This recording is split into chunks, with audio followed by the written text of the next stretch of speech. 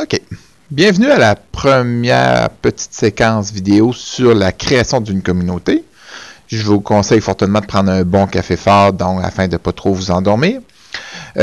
Normalement, la première étape, c'est bien sûr de vous connecter sur le portail, d'entrer votre mot de passe. Donc, vous allez arriver à la fenêtre habituelle pour créer votre communauté. Très, très important, c'est d'aller en haut, au milieu, de cliquer sur « Mes communautés ». Donc, ici. Et par la suite, vous allez arriver à la page où on a toutes nos communautés et tout dépendant des icônes. Donc, on arrive, il y a différentes possibilités, mais celle qui nous intéresse, petite icône ici. Donc, je clique sur « Ajouter », donc pour créer une nouvelle communauté. Même si cette fenêtre vous paraît très courte, c'est la plus importante pour la création d'une communauté. Donc, le premier, c'est le nom. J'essaie toujours d'inscrire un nom que le jeune ou que la personne qui va faire partie de ma communauté va reconnaître facilement. Dans mon cas, moi, je vais l'appeler la classe à Steve. Donc, pour les jeunes, ça pourrait être d'autres choses. Au niveau de la description, je mets toujours une petite description. Si j'utilise un forum, je peux marquer qu'il y a un forum à l'intérieur, des choses comme ça. Si par contre, vous allez créer une communauté qu'on va voir un petit peu plus tard, que le monde peut s'abonner ou non, c'est évident que la description est beaucoup plus importante. Donc là, je mettrai beaucoup plus d'éléments pour que la personne sache si ça vaut la peine ou non de s'inscrire à votre communauté. Donc, j'ai mis ma description. L'image, c'est facultatif. Encore une fois, ça aide à la personne à repérer plus rapidement de la communauté. Donc, à trouver c'est laquelle la bonne communauté. Donc, parcourir. Je vais me mettre en miniature pour trouver la bonne image. Donc, supposons que je mets celle du récit pour l'instant. Je clique sur ouvrir. Donc, j'ai mon image qui devrait apparaître du côté gauche tantôt quand je vais faire enregistrer. Le type de communauté, je vous dirais très, très important. Donc, privé, c'est celle que je vais utiliser normalement avec mon groupe de classe. Donc, privé, que je vais utiliser, exemple, conseil pédagogique avec les enseignants. Privé, c'est simple, c'est qu'on inscrit du monde et les personnes ne peuvent pas se désinscrire ou s'inscrire automatiquement à notre communauté. Donc, c'est la personne qui crée la communauté qui décide s'y inscrit ou non telle ou telle personne. Par la suite, la façon de voir, c'est vraiment de communiquer avec la personne qui crée la communauté pour en faire partie ou non, si on n'en fait pas partie, tout simplement. Donc, normalement, la personne qui la crée va déterminer qui croit qu'il devrait en faire partie, tout simplement. Public, par contre, c'est on crée une communauté et le monde peut s'inscrire ou non. Moi, je pourrais décider que je vais avoir la possibilité que tous les enseignants de la commission scolaire s'inscrivent, mais ils ne sont pas obligés d'être dedans. Donc, c'est comme par invitation, comme avec les tableaux TBI, que c'est pas tout le monde qui en a un. Donc, ceux qui veulent s'abonner, s'abonnent. Ceux qui ne veulent pas s'abonner, ils ne s'abonnent pas. Ou quelqu'un dit, je me suis abonné, en fin de compte, j'ai plus de TBI, je veux me désabonner, ça se fait très bien. Semi-public, c'est simplement, on peut s'abonner et la personne reçoit un petit message, le propriétaire, pour dire, est-ce que tu acceptes telle ou telle personne dans ta communauté? On fait oui ou non. Donc, pour l'instant, celle qui nous concerne, vu que c'est un groupe de classe, on s'occupe de privé ici. Donc, je prends une communauté privée. Donc, je vais inscrire mes élèves par la suite par rapport à ça. Là, j'ai comme désélectionné mon image. Je vais la resélectionner. Souvent, l'image, je le fais après pour éviter justement qu'elle se désélectionne. Donc, voyez-vous, elle est revenue. OK. Dans le statut, généralement, c'est actif. Donc, ma communauté, présentement, aussitôt que je vais rajouter du monde dedans, ils vont voir ma communauté. Je pourrais mettre inactive pour de différentes raisons. La principale qu'on retrouve, c'est pour des communautés, exemple sur l'Halloween, Noël. Donc, je crée une communauté, supposons, pour la fête de Noël qui s'en vient ou des choses comme ça. Je pourrais tout simplement dire que rendu au début janvier, je reclique sur inactive. Donc, ma communauté, elle ne s'est pas effacée, sauf qu'elle est inactive. Donc, le monde ne verra plus ma communauté. Et j'arriverai à la fin novembre l'année d'après et je pourrais recliquer sur actif pour la mettre de nouveau disponible aux élèves de ma classe. Donc, pour l'instant, je la mets active.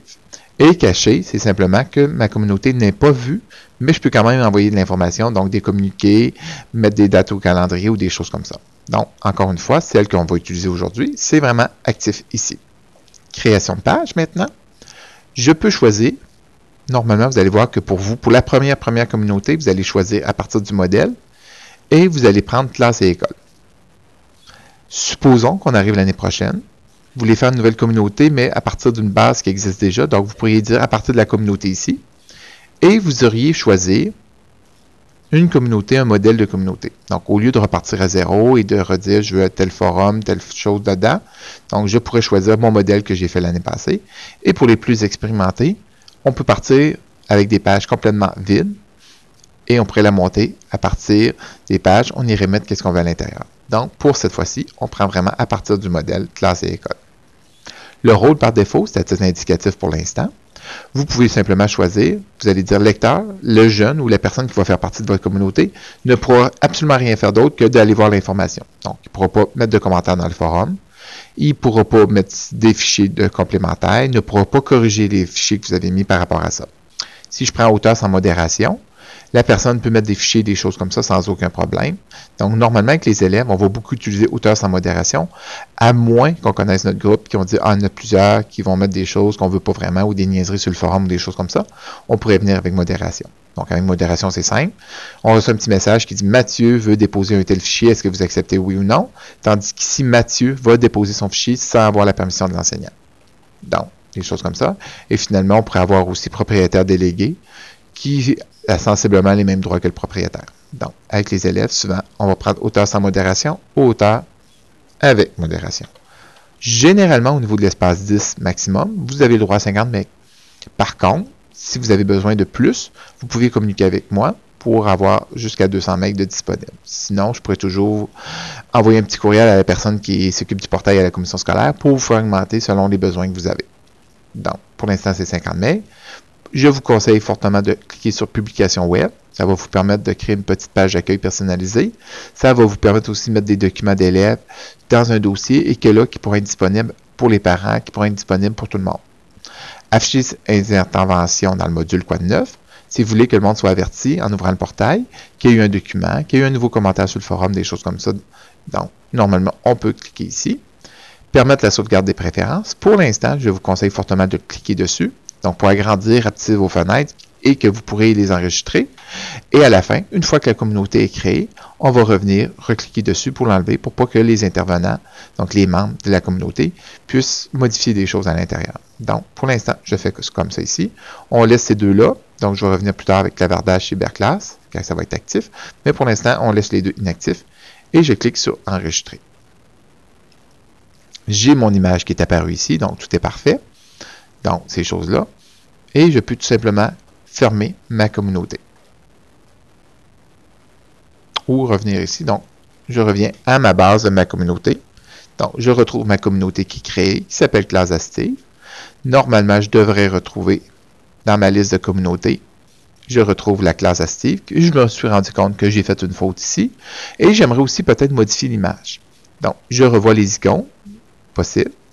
Donc, pour revenir à l'édition de ma communauté de base, donc c'est éditer la communauté qui est ici. Donc, je clique dessus. Je reviens à la même page. Donc, je paye sur C pour corriger. Pour supprimer, je vais supprimer ma photo, ici. Et je vais en mettre une nouvelle. Donc, je fais parcourir. Je fais miniature.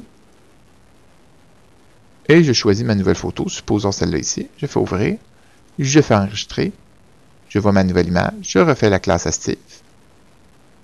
Et je vois que le nom il est modifié, il est correct, et j'ai ma communauté de base. Pour l'instant, la seule personne qui en fait partie, c'est Steve Chanel. Donc, on va voir dans la vidéo 2 comment faire pour ajouter les membres à notre communauté.